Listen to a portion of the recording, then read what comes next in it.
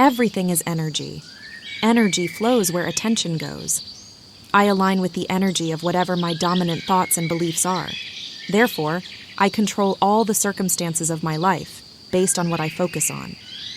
If I start complaining about problems, then I am aligning myself with the energy of problems. I will never be able to find the solution if I am in the energy of the problem. I can't get to a solution if I am focused on the problem. I must move my attention, my thoughts, to the energy of everything is always working out for me. If I believe that the answer is available to me, then I can just relax and know that the solution will show up.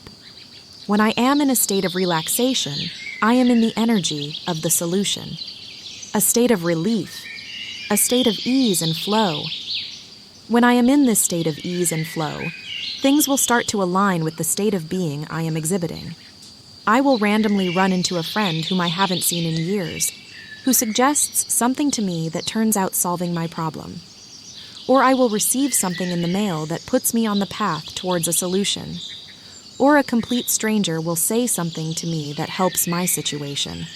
All the cooperating components start coming together seamlessly. An idea will pop into my head that's helpful. Or I will dream about the exact solution I need. In the stillness, the answers emerge.